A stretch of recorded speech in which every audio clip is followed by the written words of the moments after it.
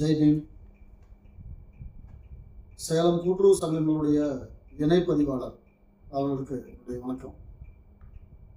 சேலம் சரகம் மட்டுமில்ல, ஒட்டுமொத்தமாகவே சேலம் மண்டலம் முழுக்கவே இருக்கக்கூடிய ஓம்பூர், ஆத்தூர், சங்ககிரி, சேலம் 4 சரகங்களிலுமே இந்த முறையற்ற பணியாளர்களை முறைப்படுத்துறது சம்பந்தமாகவும், அந்த முறைப்படுத்தப்பட்டவங்க எந்த இடத்துல அவங்க அவருடைய பணி மூப்பு உரிமையை தக்க வச்சிருக்காங்கிற அடிப்படையிலையும் சமீபத்தில் தொடர்ந்து எனது சட்ட போராட்டத்தின் வாயிலாக சென்னையிலிருந்து ஒரு டீம் சேலம் வந்தாங்க. ஜேஆர் தலைமையில் நான் குற்றச்சாட்டு முதன்மையாக வச்ச எஸ் 1038 சங்கத்தில் விசாரணை நடத்தினாங்க. ஜேஆர் என் பக்கத்தில் தான் இருந்தார். சென்னையில் இருக்கக்கூடிய அந்த அபெக்ஸ் பாடி, அந்த உயர்நிலை அதிகாரிகள் எங்கிட்ட விசாரணை நடத்தினாங்க. எல்லா ஆதாரங்களையும் நான் கொடுத்துட்டேன்.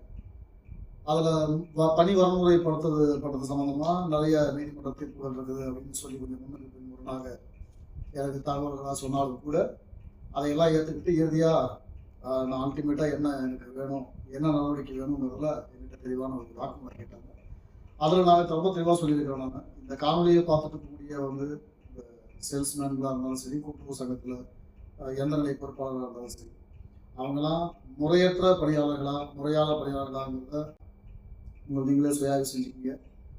முறையற்ற பணியாளர்கள் சங்கத்தில் இருக்கிறாங்கன்னு சொன்னால், முறையாக பணிக்கு வந்தவங்க அந்த பணி வரமுறை சொல்லி உங்களை குழப்பி ஏமாத்துறவங்களும் கூட உங்களுடைய அந்த சீனியாரிட்டி இடத்த விட்டு கொடுத்துடாதீங்க. ஏன்னா பணி வரமுறைப்படுத்தப்பட்டது அந்த 2001 பண்ணியிருந்தாலும் சரி, இல்லை அதுக்கப்புறம் ரீசெண்டாக பண்ணியிருந்தாலும் சரி, ரீசெண்டாக பண்ணியிருந்தா அது முழுக்க குற்றவியல் நடவடிக்கை. அதை கண்டிப்பாக ஏற்றுக்க முடியாது. அந்த சங்கத்தின் மீது 81 விசாரணை வைக்கணும். அப்படி ஏதாவது ரீசெண்டாக நடந்துருச்சுன்னு சொன்னாக்கா எனக்கு தகவல் சொல்லுங்கள். ஜேஆர் அவர்கள் அல்லது சேலம் சரக தற்போது துணைப்பதிவாளர் கூடிய திரு சரவணன் மிகச்சிறப்பாக பணியாற்றிருக்கிறாரு. அவருக்கு 81 விசாரணைக்கு உத்தரவு போடுவார். எங்களுக்கு தகவல் சொல்லுங்கள். அதை இப்போ சமீபத்தில் இப்போ எஸ் 1038 இந்த அன்புக்கரசுங்கிறவங்களுக்கு ஒரு 5 ஆண்டுகளுக்கு உள்ள இந்த பணி வரமுறை செய்யப்பட்டு அவரை ரெகுலரைஸ் பண்ணதாக தகவல் வருது. அப்படி நடந்துருந்துச்சுன்னு சொன்னாக்கா 81 விசாரணைக்கு இந்த கூட்டுறவு சங்கம் எலிஜிபிள். ஏன்னா இது ஆதாரம், போதுமான ஆதாரம் இது. இந்த 81 விசாரணையில் இன்னும் கண்ணுக்கு தெரியாத நிறைய மூடி மறைக்கப்பட்ட ஊழல் இந்த சங்கத்தில் வெளியே வரும். எனவே நான் வச்ச குற்றச்சாட்டில் இந்த 81 விசாரணைக்கு எந்த முகாந்திரமும் இந்த சொசைட்டியில் இல்லைன்னு சொல்லி சரவணன் பதில் சொல்லிக்கிறாரு. ஜெயஆர் அவர்கள் நான் வச்சுக்கிற குற்றச்சாட்டில் பணி வரமுறைப்படுத்தப்பட்டவங்க, பணி வரமுறைப்படுத்தப்படாதவங்க, அவங்களுக்கான பணிமூப்பு பட்டியல், இதை பற்றியெல்லாம் நான் பேசியிருக்கேன். இன்னைக்கு புகார படிச்சு தெரியும். பணிமூப்பு பட்டியலில் அந்த இர்ரெகுலர் ஸ்டாஃபுங்க சீனியாரிட்டியில் மேலே இருக்கிறாங்க. குறிப்பாக அன்புக்கரசு இருக்கிற எல்லாருமே முறையாக வந்தவங்க எல்லாம் சீனியாரிட்டியில் கீழே இருக்கிறாங்க. இந்த ஒரு விஷயத்த டிஆர் கொடுத்துருக்குற அறிக்கையில இதை பற்றி எந்த விஷயமும் சொல்லலை.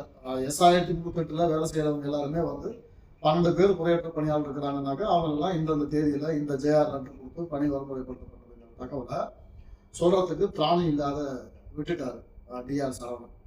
அதை வாங்குற சம்பளத்துக்கு நேர்மையாக அவர் நடந்திருக்கணும் அப்படின்னு சொல்லி நாங்கள் மக்கள் சார்பாக நாங்கள் சொல்கிறோம். குறைஞ்சபட்சம் என்னுடைய கேள்வியை சட்ட ரீதியாக அந்த அலுவல்பூர்வமாக சந்திக்கிறதுக்கு ஒரு திராணியுள்ள ஒரு சரக துணை பதிவாளராக இந்த சேலம் சரகத்துக்கு நியமிக்கணும்னு நான் ஜேஆர்கிட்ட திரும்ப கேட்டுக்கிறேன். ஏன்னா இதுக்கு முன்னே வந்த முத்து விஜயாவாக இருந்தாலும் சரி, யார் வந்திருந்தாலும் சரி, எல்லாருமே திராணியற்றோடாக இருக்கிறாங்க, இல்லைன்னா ஊழல்வாதிகளாக இருக்கிறாங்க, இல்லைன்னா இந்த முறைகேடை மூடி மறக்கிறதுக்காக ஏதோ லஞ்சம் வாங்கிட்டு வேலை செய்யறாங்க. சொல்லி வச்ச மாதிரி இந்த 81 விசாரணை போடுறதுக்கு இந்த 1038 சங்கத்தில் எந்த முகாந்திரமும் இல்லைன்னு சொல்றாங்க. அப்படி சொல்ற இந்த சரக துணை பதிவாளர் சரவணன் இந்த 12 பேரும் இந்தந்த காலகட்டத்தில் இந்த ஜேஆர்கள் கொடுத்த பரிந்துரை கடிதத்தின் பேரு இந்த அரசாணையின்படி அல்லது இந்த சட்ட தீர்ப்பின்படி இவர்கள்லாம் முறையாக பணியமர்த்தப்பட்டு பணி வரமுறைப்படுத்தப்பட்டவர்கள்.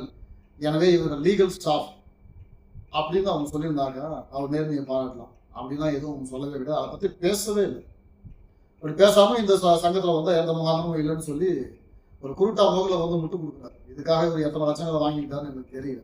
அதை ஜேஆர் அவர்கள் விசாரிக்கும். தயவு செஞ்சு மக்களுக்கு அவநம்பிக்கை ஏற்படுத்துகிற மாதிரியான துறையாக இந்த கூட்டுறவுத்துறை அவ்வளோ ஊழல் மடிஞ்சு கிடக்குது. இந்த நிலையில ஒரு ஆர்டிஐ பெட்டிஷன் போட்டு நாங்கள் வந்து தகவல் கேட்குறோம். அதில் வந்து அவங்க முக்கியமான தகவலாம் கொடுக்க மறுத்துட்டாங்க. ஒரு 2 தகவலை கொடுக்குறாங்க. அதுக்கு என்ன பண்ணுறாங்கனாக்கா, ஒரு பக்கத்துக்கு ரூ. 2 அப்படின்னு சொல்லி 7 பக்கத்துக்கு ஒரு ரூ. 14 பணம் கட்டிட்டு அந்த ரசீதை ஒரு எங்களுக்கு அனுப்பி வைங்க அப்படின்னு சொல்கிறாங்க. ரூ. 14க்கு நாங்கள் வந்து ஒரு ரிஜிஸ்டர் கோர்ஸ் வந்து ஒரு ரூ. 70 செலவு பண்ணி அவங்க ரிஜிஸ்டர் கோர்ஸ் அனுப்பி வைக்கிறோம். சரி பரவாயில்ல. அந்த கணக்கு தலைப்பு ஒன்று கொடுத்துருக்காங்க. அந்த கணக்கு தலைப்பை பேங்க்கில் போய் காமிச்சோம் அப்படின்னு சொன்னாக்கா, செலான் கட்டுங்க அப்படிங்கிறாங்க. அதை வெளியில் போய் நம்ம கொண்டு வர வேண்டியதாக. ப்ரௌசிங் சென்டருக்கு போய் செலான் கேட்டால் அவங்க வந்து இது எரர் காட்டுதுங்க, இது வந்து அவங்ககிட்டே போய் கேளுங்க அப்படிங்கிறாங்க. ஒரு ரூ. 14 வந்து அவங்களே ஒரு ஆஃபீஸில் வைஃபை கனெக்ஷன் இருக்குது, கம்ப்யூட்டர் வச்சு தான் வேலை செய்கிறாங்க. அவங்க ஆஃபீஸ்லேயே அது ரூ. 14 இல்லை, அது ரூ. 1400 இருந்தாலும் கூட இந்த மனுதாரர் வந்து கட்ட தயாராகிறோம். நாங்கள் தான் எந்த மேற்படி தொகையாக தானே கட்ட தயாராகிறோம்னு சொல்கிறோம். அப்போ அஃபிஷியலாகவே நீங்கள் வந்து உங்களுக்கு தான் அந்த அஃபிஷியல் வந்து அந்த சென்டர் அட்ரஸோ ஃபோன் நம்பரோ அல்லது எந்த அக்கௌண்ட்டில் கட்டணுங்கிற டீட்டெயில்ஸோ உங்களுக்கு தான் தெரியும். நீங்கள் தகவல் தரிக்கலையா? அப்போ அதை நீங்களே அந்த பணமாக வாங்கிக்கிட்டு கூட நீங்கள் அந்த ஒப்புகை ரசீதை கிட்ட கொடுத்துடலாம், அல்லது நகல் நீங்கள் வச்சுக்கலாம், வாங்கி நீங்கள் தகவல் கொடுக்கலாம். இன்னைக்கு ஏற்கனவே குத்துயிரும் குலவேரமாக இருக்குது ஆர்டிஐ ஆக்ட். இதில் வந்து இந்த ஒரு ரூ. 14 கட்டுறதுக்காக ஒரு மனுதாரர் வந்து நீங்கள் ஒரு 2 மணி நேரம் பேங்க்குக்கும் ப்ரௌசிங் சென்டருக்கும் அங்கேயும் இங்கேயும் வந்து 4 பிரான்ச்சுக்கு அலைய விடுறீங்க. எந்த பேங்க்ல வேணாலும் கட்டலாம், கவர்மெண்ட் கணக்கு அப்படின்னு கேட்டால் டிஆர் சூப்பர் பதில் சொல்கிறாரு. ஆனால் அங்கே ரூ. கூட கட்ட முடியல. இன்னைக்கு டிஜிட்டல் இந்தியாவில் இருக்கிறோம், எல்லாத்தையும் ஆன்லைன் மயப்படுத்திட்டாங்க.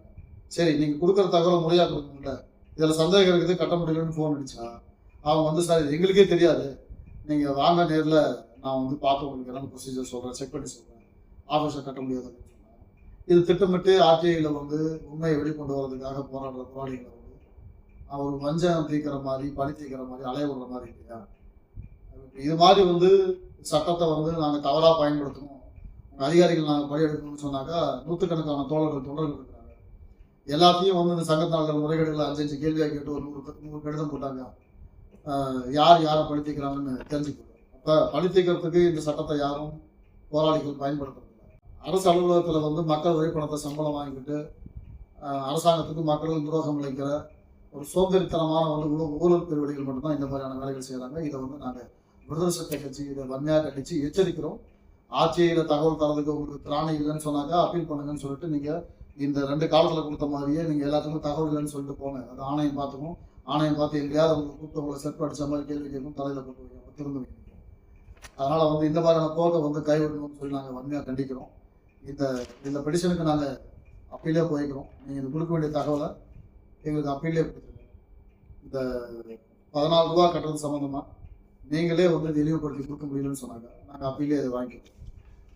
ஸோ சேலம் சரக துணை பதிவாளர் சரவணன் அவர்கள் நிர்வாகத்தை முறையாக நடத்துங்க, மக்கள் வரி பணத்தை சம்பளம் வாங்குறீங்கிறத நாங்கள் மீண்டும் மீண்டும் நினைவுறுத்துறோம். நீங்கள் யாரும் வந்து பெரிய வந்து ஒரு மடாதிபதிகள் கிடையாது. நாங்கள் மடாதிபதிகளையே வந்து நாங்கள் வந்து ஏற்றுக்கிறது கிடையாது. மக்களை சொல்கிற யாரையும் நாங்கள் ஏற்றுக்கிறது கிடையாது. தயவுசெய்து ஆட்சி தகவல் கேட்டாலும் சரி, அது ஒரு முறைகேட்டு புகார் வந்தாலும் சரி, நீங்கள் நேர்மையாக முறைகேட்டை யார் சொல்கிறாங்களோ அவங்களையும் கூப்பிட்டு போத் பார்ட்டி இன்கொயரியை கண்டக்ட் பண்ணி இந்த குற்றச்சாட்டை உண்மை இருக்குதா அப்படிங்கிறத வந்து தெளிவுபடுத்தி நீங்கள் வந்து நிர்வாகத்தை நடத்துங்க. ஒரு சாரார் வந்து உங்களை வந்து இந்த பணியிலிருந்து தூக்க முடியாது அப்படிங்கிற ஒரு மிதப்பில் நீங்கள் அரசு ஊழியர் ரிட்டையர் ஆகிற வரைக்கும் நாங்கள் தான் அப்படிங்கிற மிதப்பில் நீங்கள் வேலை செய்ய வேண்டாம். இதை நாங்கள் வந்து எச்சரிக்கிறோம். ஒரு பெரிய ஒரு போராட்டத்தை, ஒரு மக்கள் திறன் போராட்டத்தை நீங்கள் வந்து எங்களை முன்னெடுக்கிறதுக்கு தூண்டாதீங்க. இந்த நடந்து வருகிற தாவேக அரசு வந்து அரசு ஊழியர்களை வந்து நல்லா வந்து முறைப்படுத்துது, துரிதமாக வேலை செய்யுங்கன்னு சொல்லி பணிக்குது. குறிப்பாக வந்து இப்போ நாமக்கல் மாவட்டத்தில் கூட வந்து அரசு ஊழியர்களாக அமைச்சர்கள் வந்தாலுமே கூட அதற்கான செலவுகளை நாங்கள் ஏற்றுக்க மாட்டோம்னு சொல்லி தொடர்ந்து வருவாய்த்துறையெல்லாம் வந்து வெளிப்படையான ஒரு போராட்டத்தை அறிவிச்சாங்க. அதனால் எந்த ஊழல் பெருவெளிகளுக்கும் துணை போகக்கூடாது, அரசு அதிகாரிகளாக செயல்படணும் அப்படிங்கிறதுல இந்த தாவேக அரசு அங்கங்கே வந்து தெளிவான ஒரு சுற்றறிக்கைகளை கொடுத்து வழிமுறைப்படுத்தி கொண்டிருக்கிறாங்க. இந்த நேரத்தில் திரும்ப இந்த அரசை வந்து வீட்டுக்கு அனுப்புகிற வேலையை அரசு அதிகாரிகள் செய்ய வேண்டாம் அப்படின்னு நாங்கள் கேட்டுக்கிறோம். விடுதலை சிறுத்தைகளுடைய வலிமையான கண்டனத்தை பதிவு செய்கிறோம். சேலம் சரக மட்டுமல்ல, சேலம் மண்டலத்தையே வந்து ஒழுங்குபடுத்த வேண்டிய தேவை சேலம் மண்டல இணை பதிவாளர்களுக்கு இருக்கிறது. நாங்கள் அதை வேண்டுகோளாக வைக்கிறோம். விரைவில் இதை வந்து சரி செய்யணும் நம்புகிறோம். ஜெய்பீம்.